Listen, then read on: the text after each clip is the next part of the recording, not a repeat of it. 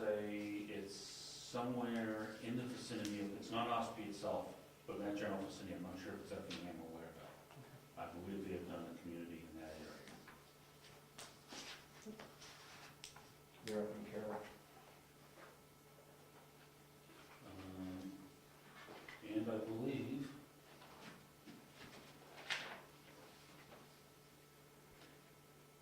can I change that? Any other questions for emergency management? First aid kits. Depending upon what we end up with, if you notice if we go like that complete package, there's an extensive first aid kit. Okay, but that's not what I asked. Okay. I asked you for what you felt that we would need in a comprehensive first responder first aid kit for the town hall, town hall, Yeah. if we had to shelter in place for an extended period of time, Yeah. and a kit for the command center Mm-hmm. that we would need, if any, for here as well. Understand. Not to be smart, Cliff, but an off-the-hand answer, off the cuff, is a box of Band-Aids. If I could, we have a first aid kit on top of this microwave, and we Yeah. have a first aid kit on top of the microwave in the other building. Right. So we are in, quote, compliance with. That wasn't my request. We're in compliance. What Cliff is looking for is something to deal With emergencies. More with expensive. emergencies. With wider and broader I mean, that has been the whole drive of getting in the generator, getting in the ham radio issues, is getting the town prepared and up to speed for any kind of catastrophe or emergency Right. that may face this town and its residents. Now let me explain. Okay. Off the cuff answer. You use the term first responder. Well, yeah, First responder does have an actual definition to it, yeah, such as myself being an EMT. right. The only first aid kit you can get for first responder is to dial 911. I kid you not. If somebody gets hurt over here, I can't just come running over freelancing, say I'm an EMT, and tend to that person. I can only operate, myself or any other medically trained personnel, can only operate under the association that they have. I can operate if Wakefield Fire sends me out. Yeah. Janet can operate if Wakefield Fire sends her out, if Hawkins Hospital, Frisbee Hospital. No, I understand or that. whatever. So as far as using the term first responder kit, that's, It's a play on words. I'm looking for a comprehensive kit, more than a basic little first aid kit will give yeah, in cases of emergencies. I mean, there's I think what you, 705 residents in Brookfield. That first aid kit isn't going to do more than 3 or 4 of them. You're looking for more of an advanced first aid kit. right, I understand. But all I'm saying is what you can do is make the supplies available Correct. within a limit. It's somewhere between $100 and $150 is the prices that I've been coming up with, depending upon the complexity of it. Okay. I mean, they start at $7, what's on top of the microwave, and they go up to $300. I'm not looking. No, I'm saying I'm not even worried about buying a self-contained kit at this point. Mhm. I was looking for a list of items that should be contained within that kit that may be needed to provide first aid in emergency situations to the residents of this town. First respond, if you have a major disaster, Wakefield may not be able to respond to Brookfield for days. Mhm. Okay? So Brookfield will have to take care of Brookfield. Mhm. Whether we have certified EMTs here or we have people who are certified in first aid and CPR on hand, Mhm. or you have just the Good Samaritan Mhm. who has some knowledge of it, which is probably the most dangerous, taking care of it. Mhm. But it has to be done. And I don't want to rely on having all of our medical supplies in an ambulance in Wakefield. Mhm. If the emergency's here and there's emergencies over there, Mhm. there's not that many of you guys in this area to respond to a major catastrophe. Correct. So I want to be prepared here at the town level. So what you're asking them to do is report back to us with some options. Yeah, a very comprehensive first aid kit. So, yeah. Okay. Question, if I might, Mr. Chairman, is, maybe something that is built, do-it-yourself, by much cheaper buying things, they would think in bulk, like the schools buys Band-Aids, and they buy thousands of them, I imagine they get them very cheaply. Mhm. Is there any option, too, of putting things together or making first aid kits for sale to the community? Fundraiser or something, I don't care if it's for playgrounds or whatever, something, put some kits together and, you know, some essential stuff, and a little school box or something, and just say, hey, we have these for sale, they're $5, support your community or something. Well, the thing is, you can get those already pre-made up, and you can even get your name put on. It's, as a fundraiser, those are pre-available packages. So you do something like that. Anything else? Yes, one other quick item now, And change hats. change, Force fire well, warden. still one more on the emergency Oh, management. okay. Roadside numbers.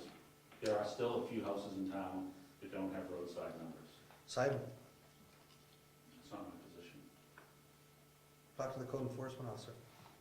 I'm just bringing it to you as to service the residents of Brookfield. It's very hard to, if we can't find. So, just, that problem still It exists. delays medical response if they can't find the house, that's what you're saying.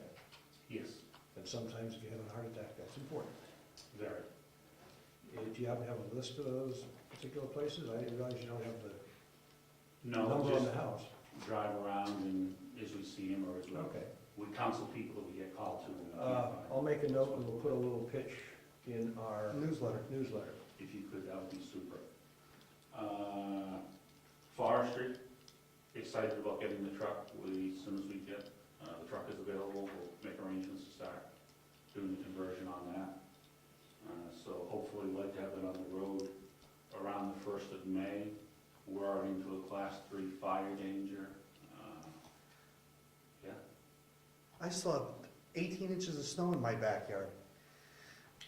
Not everybody has it though. Well, why'd everybody put it in my backyard? Fires have been creeping Well, north. that raises an interesting question. Dustin. A few things I'm going to speak to you about, but anyway.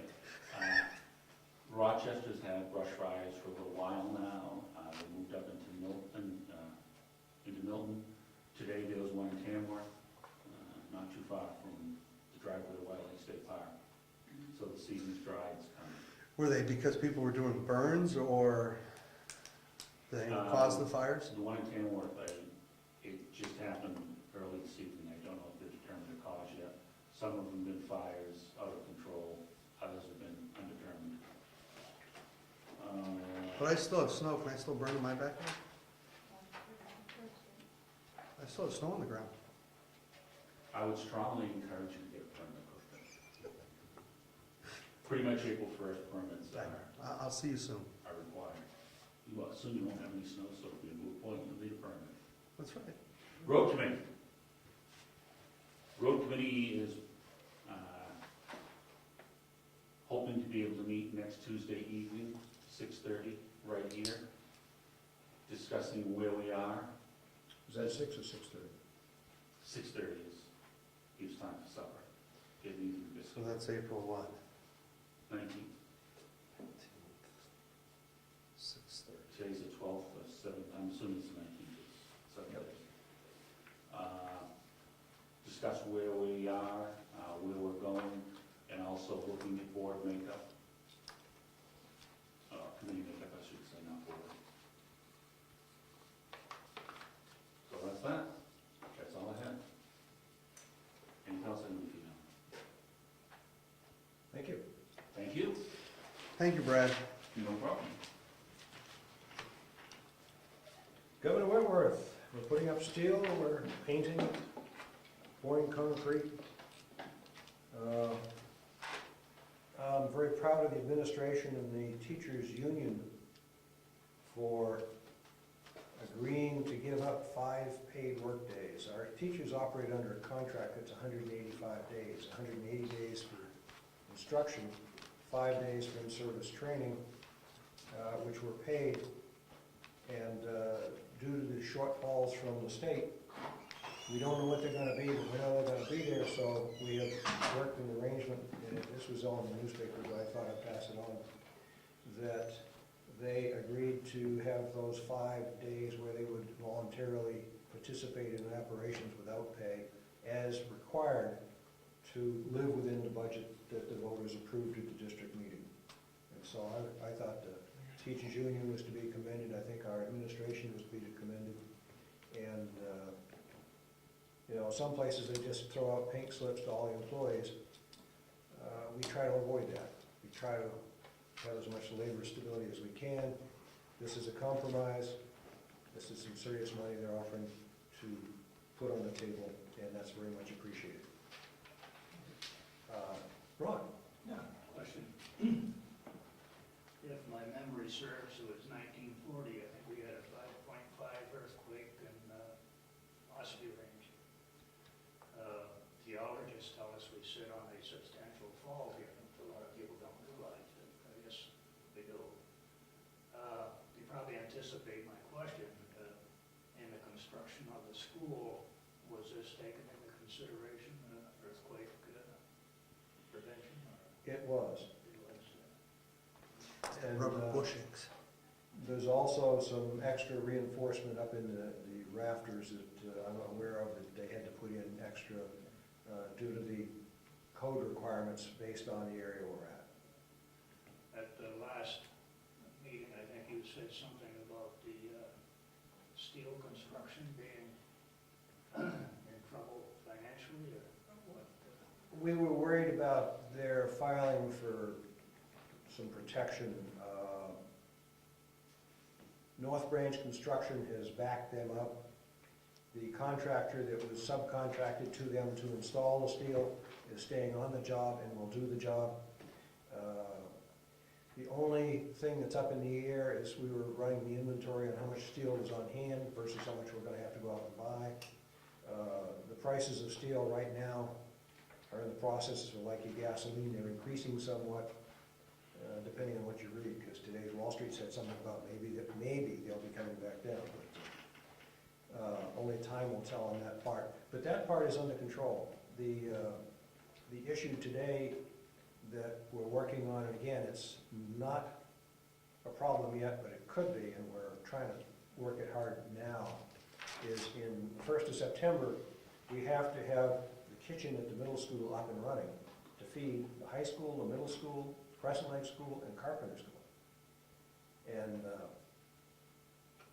the contractor just said, we're not sure we can guarantee that kitchen will be finished.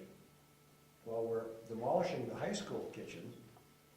We're out of options, so we're working very hard with the suppliers to get supplies in early and make that kitchen a priority, because otherwise it's gonna create a lot of problems for us. But again, this is an internal thing that probably doesn't really need to be in the public domain yet. We're working the issue very hard. It is a critical element. Other than that, the rest of it is coming along very well.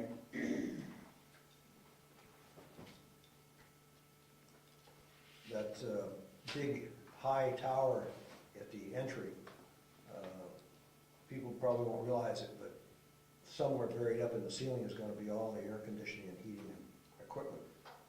That's where it'll be stored, and that's where it'll operate as part of the geothermal system. I missed this week's meeting, but I believe the pump house equipment was in. This is a distribution point for all the 4 buildings, and should have been tested by now. They actually get the flow going, they filter it, clean it up to make sure there's no contamination in there, and it's ready to go. Then it's just a matter of when we put the air handlers into the various vocational center, middle school, high school, and also the automotive. And I'm rambling on, so I'll say that's enough unless you have any other questions.